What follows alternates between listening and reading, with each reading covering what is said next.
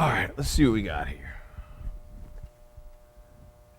Got a couple of plugs for the ride. Looks like it.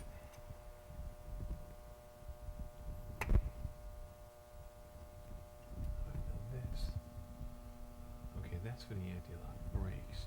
All right, now you got to check this stuff, because see these here, this plug here goes to the brake caliper, okay? More than likely that's for the anti-lock brake setup. So that one you want to keep. You're not going to get rid of that wire. What's this one here? That one, from the looks of it, yeah, this other one is for your speed sensor. It looks like it goes to the middle of the wheel. So you always want to remember, first of all, you want to check them to make sure they're the same type of plugs. All right. This one I know goes to the brake caliper. This one in my left hand I know goes to the center of the hub behind it. So it's more than likely for the speedometer. It's an electronic speedometer. So you want to check them. Make sure you know where they go. The black wire goes to the brake caliper. It's got that black plug there. Brake caliper. It's also the second wire back. The front one is white. So that means that one goes to the center. If you got to write it down somewhere, write it down. But you know where they have to go back to. So you don't want to cut these. You want to take them out, and you want to be nice about it. Remember, black and white. And I already forgot where they went. Luckily, I wrote it down. That stays connected there. Black goes. Okay. Now, the next thing we're going to do is we're going to take this 10mm bolt out. That frees up our brake line. Just so when we take it all out, because if you look at it, it's connected right here to the strut. That way when we take everything apart, we know we can take this strut out.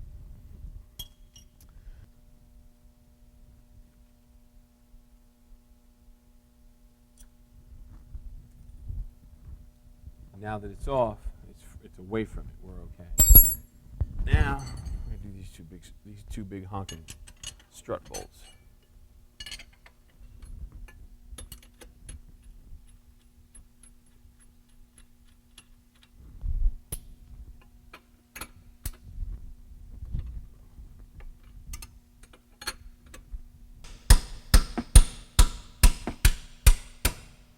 That's what it is.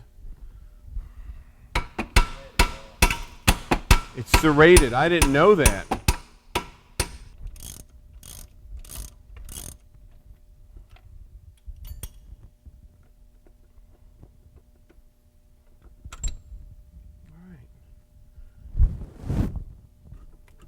All right.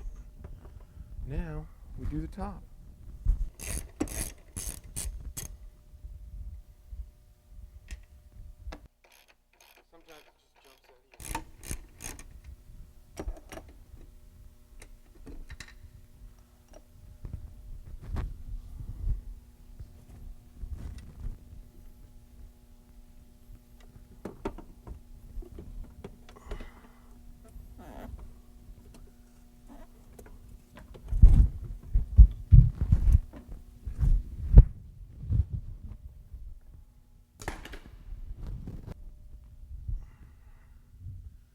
Now, you've got these two dowel pins here.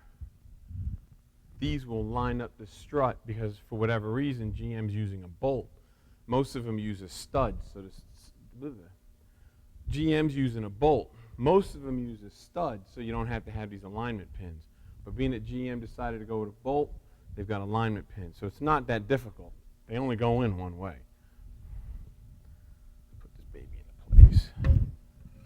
See what we got.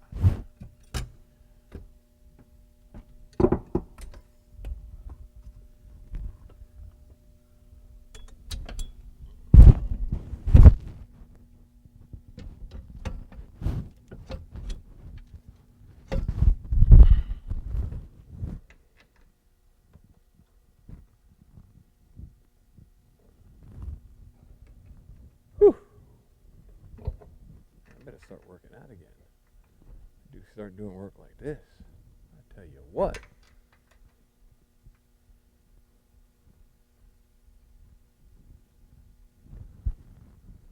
Now, we've got that. We put the bottom in.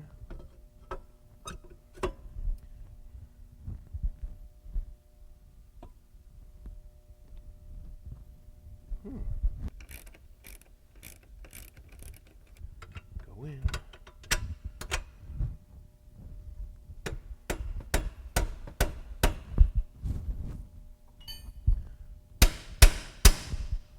One.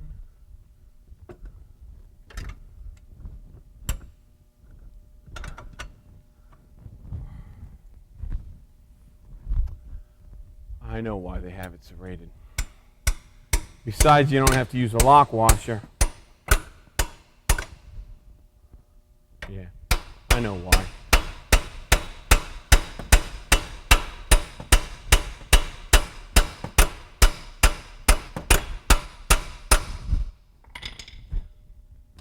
Just dawned on me. Yep. It just dawned on me why they have serrated bolts in here.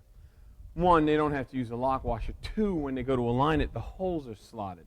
That way, the bolt stays where it is. You just loosen up the nut, and you can do your alignment. It makes it easier if they built in adjustment by having slotted holes.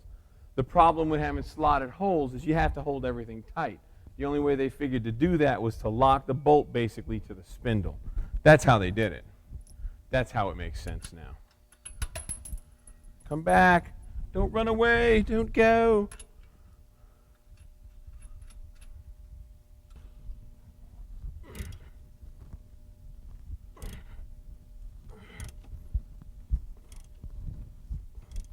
And you got to get it tight because you're pulling the last bit of the serrated bolt in there. So you got to make sure you get it tight. And our brakes and everything else, yada, yada, yada. Blah, blah, blah. Blah, blah, blah, blah. 10 millimeter.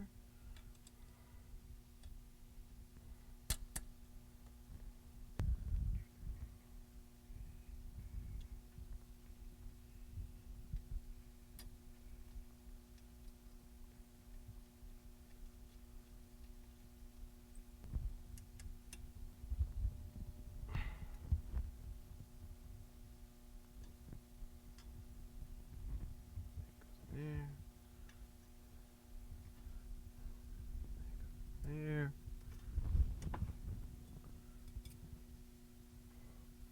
White plug to white plug.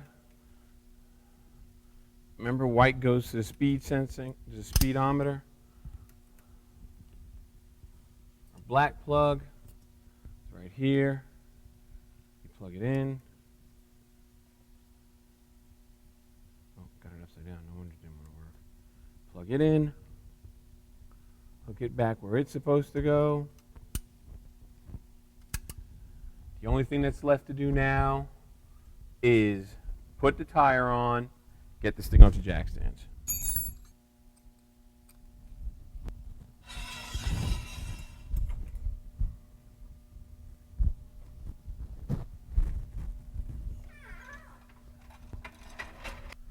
All right, there you have it. You went from air to no air. Now, there's a little thing that you got to understand. When you go from air to no air, that means the back is going to sit a little bit higher. And the reason is your spring rate is going to keep the back end up a little bit more.